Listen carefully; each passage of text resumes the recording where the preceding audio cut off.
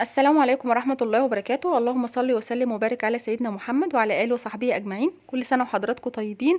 النهاردة أول يوم ليا كده أعمل روتين. لكن بصراحة مش هو الموضوع الرئيسي اللي أنا عايزاكم فيه النهاردة. الموضوع النهاردة مهم جدا. أتمنى منكم تتابعوني لنهاية الفيديو. الكلام مهم جدا للقنوات اللي زي حالاتي كده، القنوات الصغيرة، القنوات المبتدئة. لكن بالمرة كده قلت ايه، اروق المطبخ. طبعا عشان سبته من امبارح زي ما انتم شايفين. عايزه اقول لكم بس كده في الاول، اللي بيخاف ما يدخلش الفيديو، تمام؟ لكن الفيديو مهم جدا، ارجو منكم تتابعوني للنهايه. مهم جدا ليكم، وهتدعوا لي باذن الله على الكلام المهم اللي انتوا هتعرفوه، تمام؟ يمكن في ناس كتير تعرفه، لكن في قنوات لسه مبتدئة ما تعرفش يعني لسه اي حاجة عن اي حاجة. هتقولي طب ما انت كمان لسه مبتدئة. هقول لكم يا جماعة انا مبتدئة، لكن انا يمكن بقالي 3 سنين بحاول ادرس حكاية القنوات. بقول لنفسي اعمل ما اعملش، ازاي انشئ قناة، الكلام ده كله. في كذا نقطة هنتكلم فيها مهمة جدا، عشان مش عايزه اطول عليكم. طبعا مش محتاج ان انا اشرح لكم اللي انا بعمله دلوقتي في المطبخ، انتوا شايفين يعني، تمام؟ آه المهم في الكلام اللي انا عايزه اتكلم فيه، واتمنى منكم زي ما قلت لكم تتابعوني لنهايه الفيديو. واول حاجه قبل ما تسمعوا مني اي حاجه، انزلوا تحت واعملوا لي لايك بجد، لان الكلام مهم جدا. وهكلمكم في اول نقطه وهي اللايك، بس يا ريت ما تبخلوش عليا باللايك يا جماعه. طيب اول نقطه هنتكلم فيها اللايكات. ايه حكايه اللايكات؟ هقول لكم عدد اللايكات مهم جدا زي عدد الاشتراكات. شفتوا الشرط اللي هو مفروض علينا 1000 مشترك؟ تمام. اللي مهم جدا، اللي مهم زيه بالظبط، واللي هيرفع بينا القناه اللايكات. دايما يقولك ما تنساش اللايك، ما تنساش اللايك، ما تنساش اللايك. ايه يا جماعه حكايه اللايك؟ هقول لك انا دلوقتي مثلا عندي فيديو، عملت فيديو دخل لي مثلا 170 مشاهده، تمام؟ 170 مشاهده، طلع لي منهم كام لايك؟ 50 لايك. هل ده كويس ولا وحش؟ لا، مش كويس خالص. هقول لكم ليه. طيب ليه مش كويس يا جماعة؟ عشان الفيديو يترفع معاكي وقنوات تانية تشوفه، غير القنوات اللي احنا عارفين بعض. يعني مثلا اي حد زي كده حد نزل الفيديو، مين اللي هيشوفه؟ الناس اللي هي مشتركة عندي بس، اللي هم اصحاب القنوات اللي احنا باعتين لبعض كده علشان نزود الاشتراكات بتاعتنا ونزود ونوصل لل1000 مشترك. يعني مفيش حد هيشوفنا بره الدايرة بتاعتنا. فاهميني ولا مش فاهميني؟ يعني بمعنى صح، الناس اللي هو الجمهور الاخر اللي هو ملوش دعوة بالقنوات، واللي هو مش عامل قنوات، اللي هو بس بيدخل كده عشان يشوف بس روتين، عشان يشوف طبخة، عشان يشوف وصفة، ده المحتوى بتاعك اللي انت بتقدميه مش هيوصل له. ايه اللي خليه مش هيوصل له؟ لان بمعنى صح حضرتك بتدخلي تشوفي مثلا الفيديو، ممكن ما تكونيش بتشوفيه، بتدخلي بس عشان خاطر تبصي على التعليقات وتشوفي الناس اللي موجودة وتبعتي لهم تبادل اشتراك. لكن لا بيهمك فيديو، تمام؟ هو اصلا يعني هقول لكم ايه، هيقول طب، هتقولي طب وانا مالي؟ هقولك برضو طب ما انا برضو ممكن اقول وانا مالي. لكن للامانه يعلم ربنا ان انا لما بدخل عند اي حد فيكم، تمام، لازم اعمل له اللايك. دايما بقول لكم احلى ورده. طب ايه حكايه احلى ورده؟ انا قايله لكم قبل كده في فيديو ان ما ينفعش ان انا اقول احلى لايك. اللايك دي ببدلها بورده. احلى ورده ليكم، يبقى انا بقول لكم كده ان انا عملت لكم احلى لايك. لازم بعمل لكم اللايك، ولازم بعمل لكم الاشتراك، ولازم بعمل لكم رنة الجرس، ولازم بشاهد الفيديو للنهاية. طب ايه اللي بخليني اشاهده للنهاية؟ بفتح التعليقات بتاعتكم، تمام؟ يعني فيديو مثلا لأي شخص معين، تمام، عامل فيديو، واحدة عاملة تورتاية، عاملة اي حاجة، فانا بفتحه. ايه اللي بيخليني اشوفه؟ بسيبه مفتوح وبنزل تحت عندها في التعليقات، افضل ابعت ابعت ابعت. تبادل. مش حكايه مش بكتب تبادل. يلا نزرع الورد سوا، زرعت لك ورده ببستانك، عصافيرك زادت واحده. كده الكلام اللي احنا متفقين عليه من الفيديو بتاع الكلمات المحظوره، تمام؟ انا عبل ما بخلص التعليقات اللي تحتها، تمام، وفي نفس الوقت بسمع وطبعا بشوف المحتوى اللي هي بتقدمه، بكون كده انا قدمت لصاحبة الفيديو ده مشاهدة من عندي، مشاهدة كاملة للفيديو من عندي. شوفي بقى لما حضرتك تعملي كده وكل اللي يدخل عندها يعمل الطريقة دي، منها هيكسب ايه؟ اول حاجة هيكسب ان هو يعني هقدم قدم ثواب لصاحبة القناة اللي هي نشر الفيديو، ان هو زود لها عدد المشاهدات بتاعتها. دي اول حاجة. ودي طبعا مش بتزعلك، بالعكس ده هي بتتردلك بعد كده. ربنا ما يعني، حتى لو انت ما تعرف يعني، حتى لو الشخص ده ما يعرفش او انت ما تعرفيش مين اللي بيدخلك او كده، ربنا صدقني بيعوضك زي ما بتعملي مع الناس، ربنا هيعمل معاكي. تمام. ده اول حاجة. بتزيدي عدد الاشتراكات بتاعتك، بتزودي عدد الاشتراكات بتاعتك من خلال التعليقات اللي بتبقى موجودة تحت الفيديو اللي انت بتدخلي عليه. ده اولا. ده تاني حاجة. تالت حاجة، لما بتدخلي للست ديت مثلا او القناة ديت وتعملي لها اللايك، انت بتساعديها ان الفيديو بتاعها يترفع لناس تانية تشوفه، غيرنا احنا الدايرة بتاعتنا اللي انتوا فاهمينها، دايرة القنوات الصغيرة. ما هو انا عشان ما نضحكش على بعض، مين اللي بيشوف فيديوهاتنا؟ احنا. احنا مين؟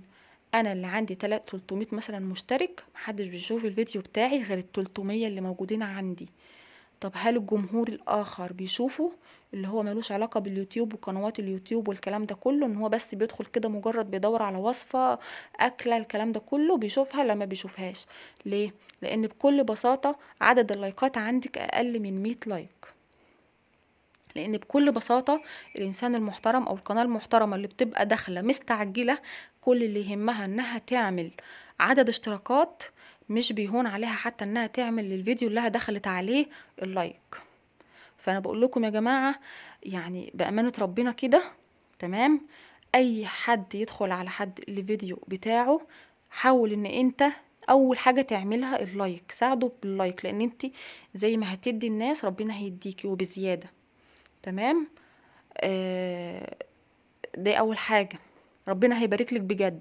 تاني حاجة، هتعملي له تفعيل للجرس، تمام، بكلمة الكل. طيب انت لما تعملوا تفعيل بالجرس كلمة الكل، ايه اللي هيحصل؟ انت هتستفادي ايه؟ هتقولي لا ده هو اللي هيستفاد، هقولك اه انتوا الاتنين هتستفادوا، لكن انت هتستفادي برضو. هتستفادي ان هو لما يجي ينزل فيديو، تمام، هتعرفي وهيوصلك ان الشخص ده نزل فيديو.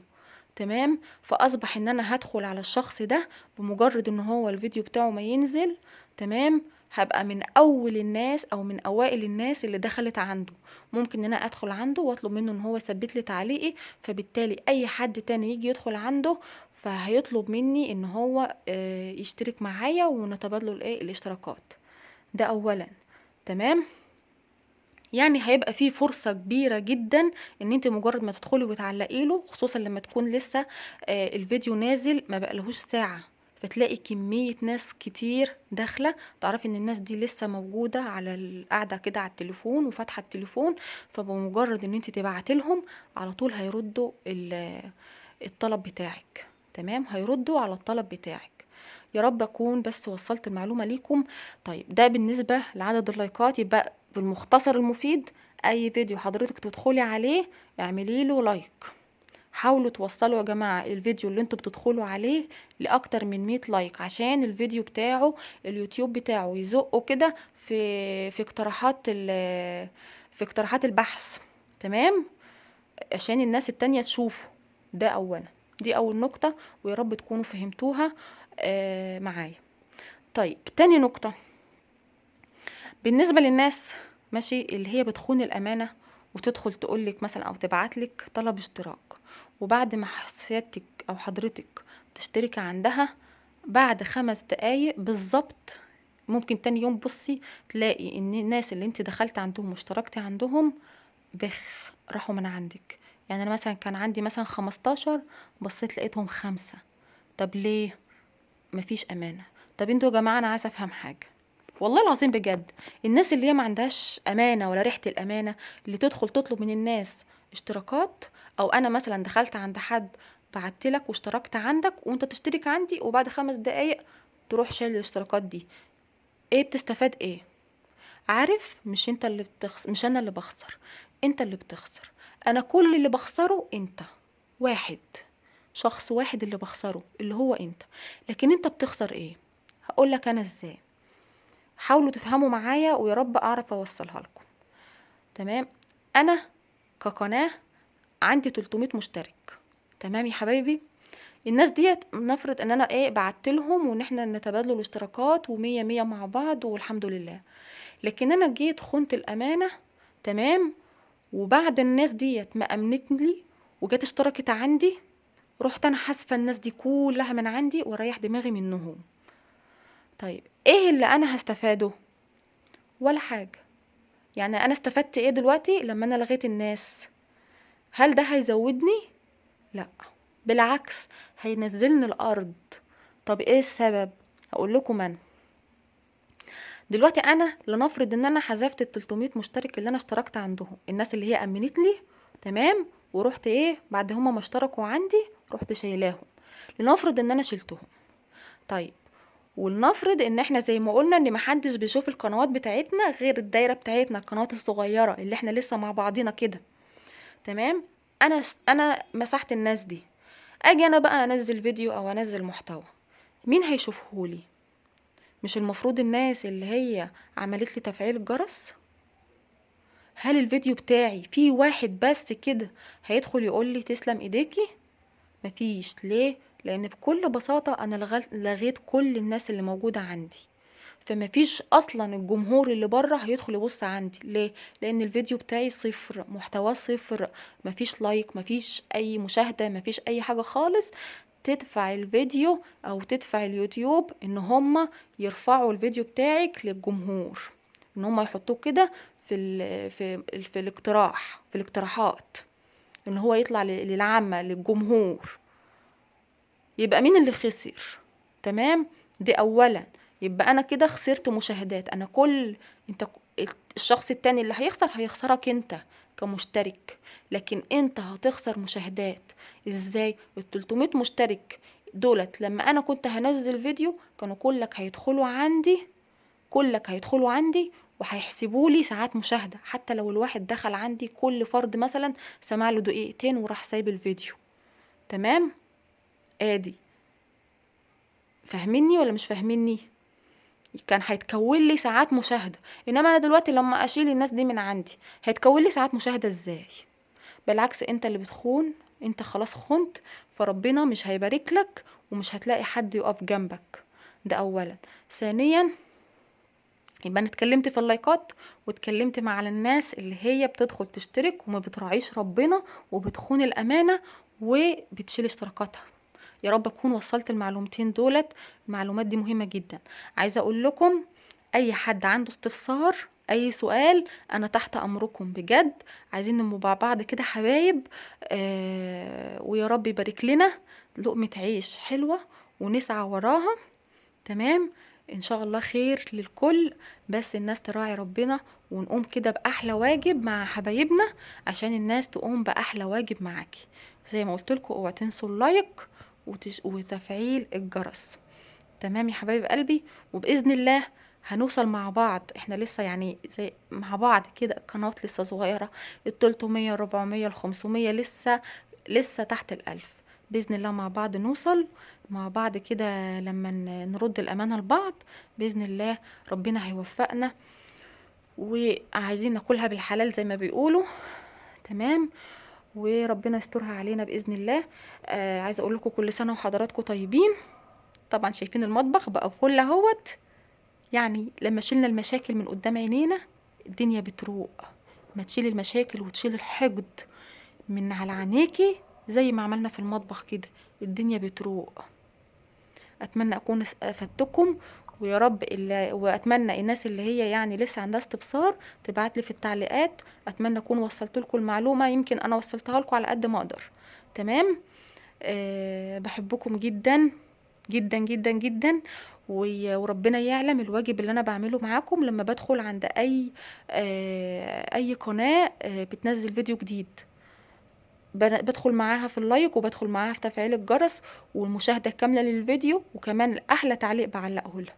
فهو ده اللي انا بطلبه، مش ليا بس، لكل اي قناة تدخلي عليها تقومي كده باحلى واجب، تمام.